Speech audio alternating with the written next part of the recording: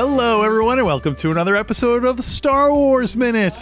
It's your daily podcast where we analyze, scrutinize, and celebrate The Last Jedi 1 minute at a time. 1 minute at a time. Can swallow that one. Anyway, in any case, my name is Alex Robinson from alexrobinson.fun. My name is Pete the Retailer from PeteTheRetailer.com. I'm Matt Belknap from NeverNotFunny.com. I'm Garon Cockrell from Patreon, Twitter, Twitch.com/my name is Garon. Welcome back, guys. Thanks for returning to talk about The Last Jedi with us. Let's start with minute 137. Kylo Ren, it starts off with Kylo Ren informing Luke that the Resistance is dead and that the Star War is over. If you want it. It ends a minute later with Finn and Rey at last sharing a friendly hug. They've not seen each other the entire film. Yeah, it's true. So finally, Finn gets his dream come true. He can stop asking where Rey is all the time. What's the dialogue going to be like after this? We have no idea. They were never separated again. Exactly. And they were together forever. I had one leftover from yesterday. I tabled it from yesterday because I want to talk about the dialogue. Bring your leftovers to the table. Luke says to Kylo, he said, "I failed you, Ben. I'm sorry." And Kylo says, "I'm sure you are." I wanted, how do we know that he was talking to him? It would be funny if he's like, "I failed you, Ben. I'm sorry." It's like, "I'm sure you are." It's like, "No, not you. Kenobi's here too. He's just hiding. You can't really see him, but he was right about all this." And, right. Oh no, sorry. I was talking to Ben Quadinaros. He's here with me, watching some Padres reruns together. Sorry, I'm on a call back on the island.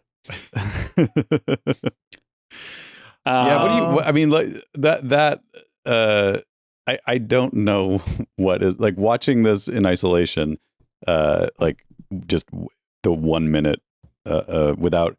This is always my challenge with doing this show is like, if I'm watching the whole movie, I'm in it and it's great.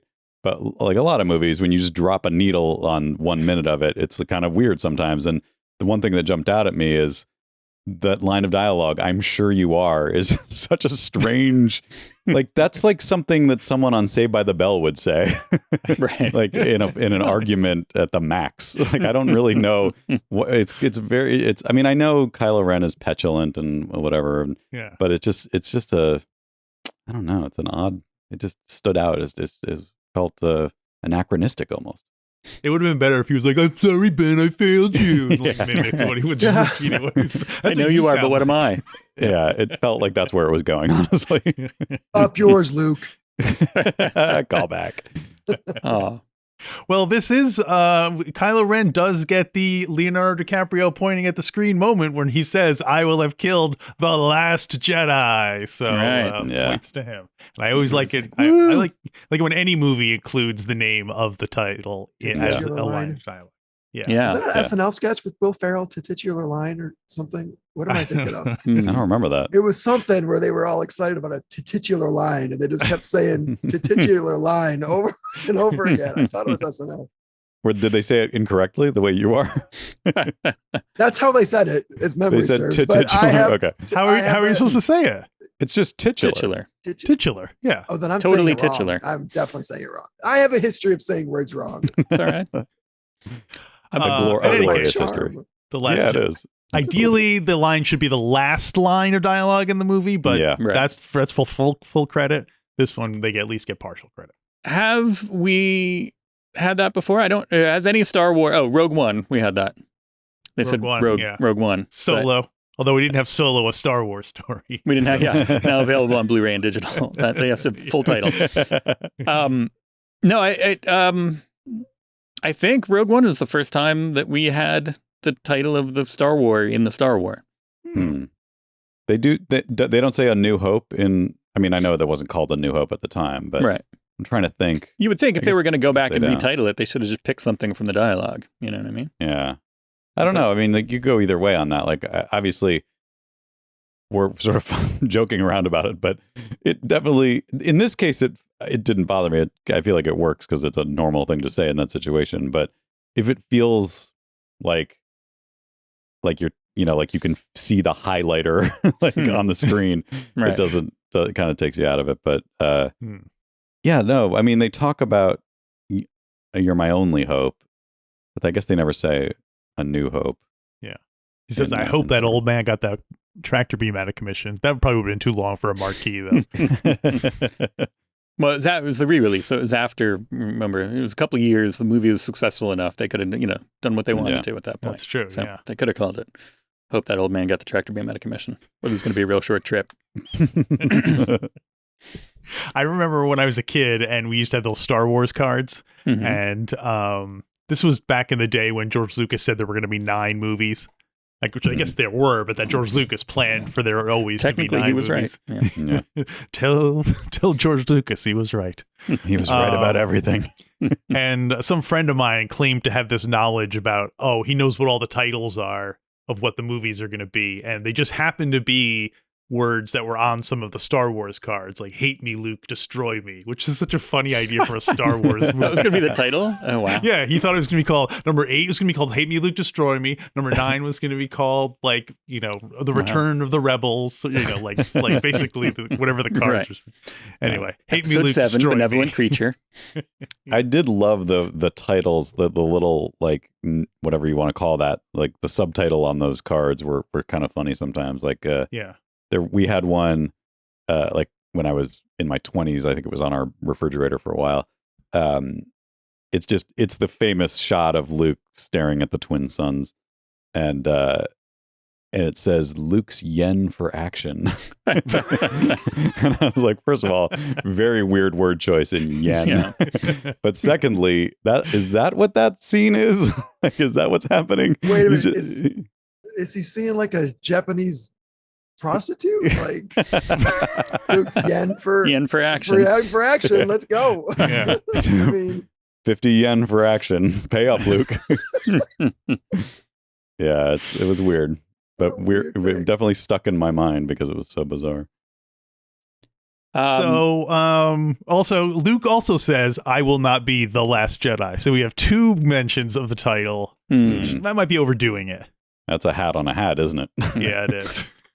He should have looked at the camera. He's like, I would not be the last Jedi.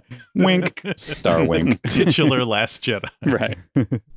lens flare tribute to Jedi. Totally. Well, the reason why he won't be is because every word of what Kylo Ren just said was wrong. Classic line. Yeah. Instant meme, instant legend line. Love it. It's ironically, I feel like I always get it wrong. I'm always just like, wait a minute, everything you just said, every word of what, like, I can never quite nail it. Granted, it's only been like, 4 years or something, but, well, I also always confuse it with his other thing about everything you just said is wrong. Everything you just said is wrong. Everything you know is wrong. That is what he says. Yeah, that's what I always confuse it with, like, this is not going to go the way you think. It's another example of him, like, using a kind of like shut down. Right. Yeah, I think it's in keeping with Star Wars tradition to have a famous line be constantly misquoted. Yeah, just like that's true. Luke, I am your father. Which right. Or like Luke, I'm your father. Everything you just said is wrong. Beam me up, beam me up, Scotty. Yeah.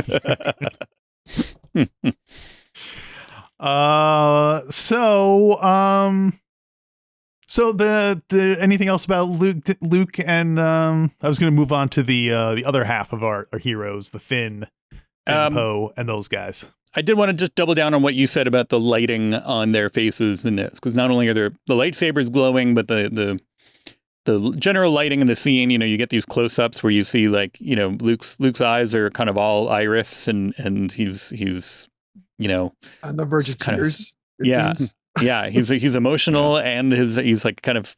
I mean, maybe he's on the verge of tears because he's staring into the sunset or whatever, because it's coming right over those mountains. Totally should have been wearing sunglasses. That would have been like 80% cooler. You know what's crazy is, like, even his friends didn't know that his force projection had dry eyes. Oh.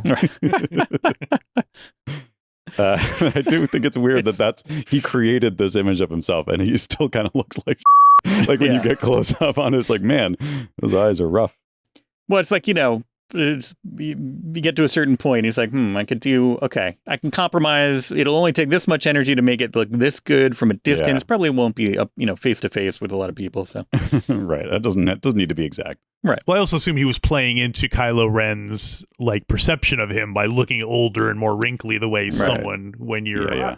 I mean, it could also be that he's facing his biggest regrets, his biggest failure, and he is literally on the verge of that because he's genuinely emotional about it. I think that's fair. Yeah. Right. Yeah. I mean, that's the weird thing about the little trick of him not actually being there is that it sort of complicates the emotional resonance of this encounter because he was Kylo Ren's master and did fail him genuinely and definitely feels bad about it. So you can have it both ways, but I also think when you reflect on that, it's a little weird to think about.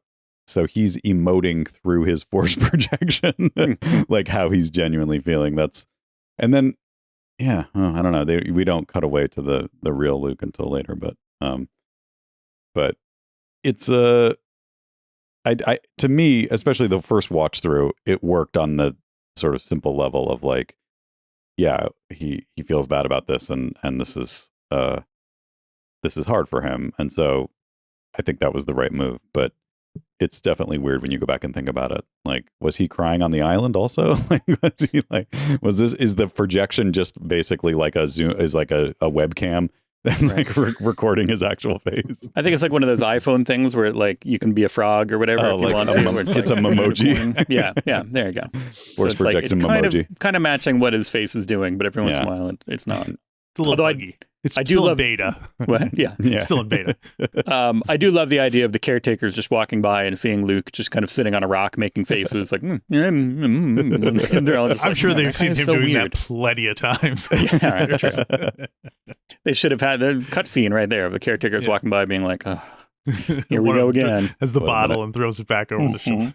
Classic Star Wars comedy to just throw some weird stuff in the middle. Like a bird sitting on his shoulder or something. Right. Or a porg. I think it would be a porg, probably. Oh, there you go. Yeah, there you go. Yeah. Meanwhile, on the other side of the mountain that they're on, which is weird if you think about it. Like, how come the Imperials have not noticed that the Millennium Falcon just landed behind them and is there? But they do hate that ship. They should. They would. You think they would notice? I guess they're all just so mesmerized by what's going on with Luke and Kylo Ren that they're just so the distraction really is working. It's like in the first Star Wars when all the stormtroopers stop what they're doing and they nudge each other like, hey, check this out. 2 Jedis are fighting. Yeah, totally. It literally everything grinds to a halt because, oh my God, it's happening. We finally get to see our boss use his lightsaber. Wow, I didn't know it could do that. Should we shoot? Do you think should we shoot him or should we stay out of it? Yeah. I don't know what to do. So they come out and Rey's levitating all the rocks. I had a question about Rey. Jedi style. You have a question about Rey. This is the perfect forum for it. Oh, I think I just answered it, though. Why is her face all scrapey? Is it from the fight with Kylo Ren? I guess it has to be, right? I mean, the back-to-back kind of throne room fight? Okay. Mm-hmm. Unless it took her a couple of tries to get those rocks to work. Yeah, she doesn't have full control. They're going everywhere, so, I think she's got it in this. Yeah. I just pointed at my monitor like you guys can see what I'm pointing at. Yeah, we can see it behind looks you. Like she's got it on the little. It could be. Yeah. Is that a little scrape there? Yeah. Yeah. Battle damage, Rey. Battle damage. But so none of the people seem especially impressed that she's doing this. Like in the audience. None of that Poe and they're all just kind of staring like, oh man, that's cool. Like if someone I knew was levitating rocks, I'd be freaking out. Yeah, you guys wouldn't be like, "Oh, dude, what are you doing? That's crazy!" You know what I mean? I would be totally reacting to it more than just Are we supposed to assume that they have known all along she had this power, or is that the gist of it? Poe and Rey have never met before. Yeah, most of them don't know Rey, right? This is the first time Poe and Rey are meeting in the entire saga, so he's heard about her. And it's not like Jedis are a common thing where people would have seen this a bunch of other times. Yeah. So, although anybody who went through the events of The Force Awakens would be like, okay, we went to go find a Jedi, so maybe everybody's got powers now. I don't know. Maybe there's sorcery. I don't know. Yeah. Oh yeah, magic's on the table now. Yeah, all right, great. awesome. Although, like, picture that from Poe's point of view. Poe V. I don't know. I'm trying to POEV. I don't know. But he's, he just basically said, okay, everybody follow me. Followed the crystal critters down a path and came to a dead end with a bunch of rocks. And he's like, no.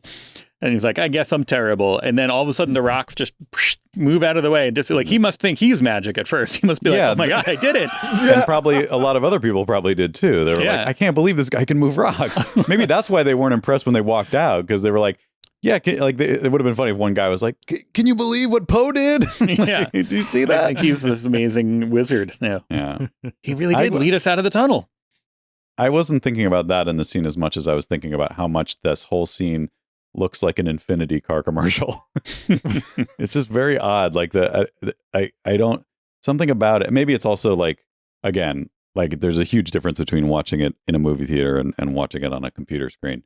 Mm-hmm. But like I just did. But yeah, it just feels a little like, I don't know. I just expect like, to hear like some voiceover being like 6 cylinders with some like Vivaldi in the background, like ABS brakes.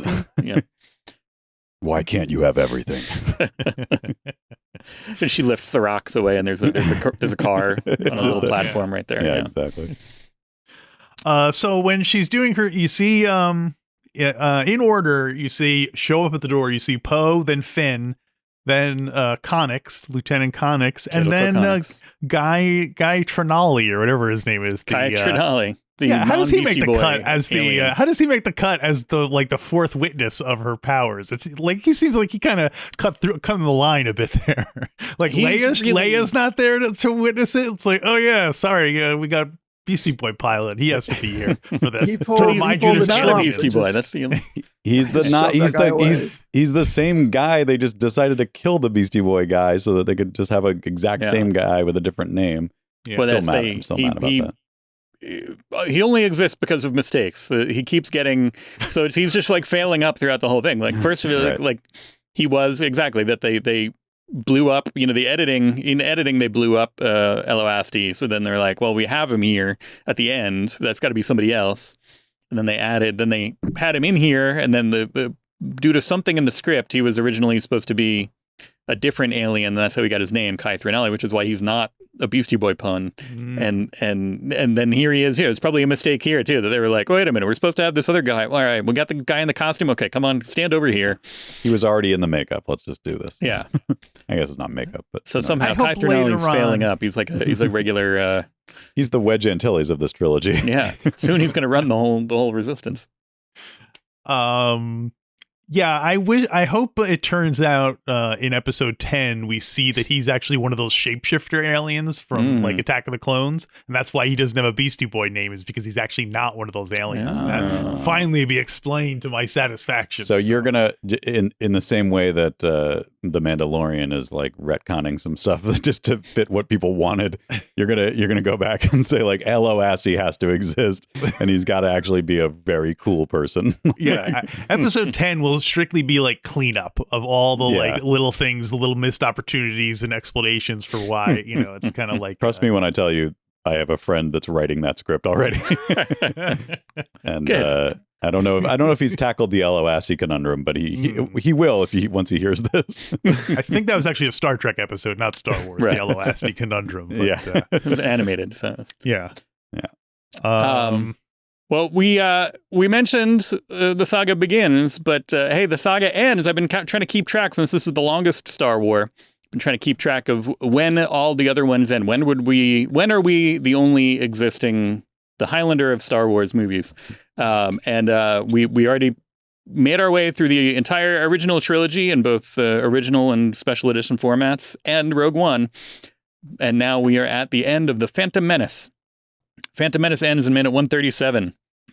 So we are done. We got, what is that? We've got 2 prequels and 2 sequels left. No, 1 sequel and 2 prequels left before we're clear. But it's gonna be a tight one. But this is the end of the Phantom Menace. Is this do you actually know the answer to the question, which one is the longest? Is this the absolute longest one? Yeah. So it's longer than Rise of Skywalker? We haven't, I'm only doing from stuff that we've covered so far, but I'm pretty sure it is a couple of minutes longer than Rise of Skywalker. Wow. Yeah, I feel like that one was shorter than a lot of people were expecting it to be. Including J.J. Abrams, from what I hear. Right. I would have JJ cut. I would have guessed that this was the longest, or that Rise of Skywalker was the longest one, which it should be. Like, it should have been the longest one. If it wasn't, they definitely should have put more into it just to fill some things out. Probably. Rise of Skywalker is apparently 142 minutes, and this goes 152, so it's a full 10 minutes longer. Wow, that is nuts. Interesting. Take out Cano Bite. But yeah, my last note was the Phantom Menace ends. So everybody think back to 1999 and remember that feeling when you just saw the Phantom Menace for the first time and you were like, did I like that? I don't know. That was good. No, that was good. It was good. I liked that one part. I don't know. What? That lightsaber battle was really cool. You got to admit that. Mm-hmm. Pod racing is indeed wizard. How do you think they're gonna bring back Darth Maul? Do you think will he have like butterfly wings, or will he have like octopus tentacles, or will they wait 10 years and put him in an animated series? Is that how it's gonna work? Yeah, I think any one of those would be great options. But all right, I guess that'll wrap up minute 137. And now I want to give a very self-serving plug. I want to encourage everyone to go to StarWarsMinute.com/comics. Or is that what we came up with, Pete?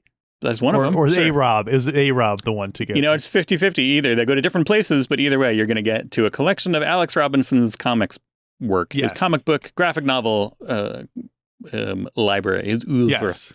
I have a handful of graphic novels, which you might feel free to enjoy if you like. And you can get them either from Top Shelf, my publisher, or get them from the evil Omni Corporation of Amazon by going either to StarWarsMinute.com/ I should just pick one.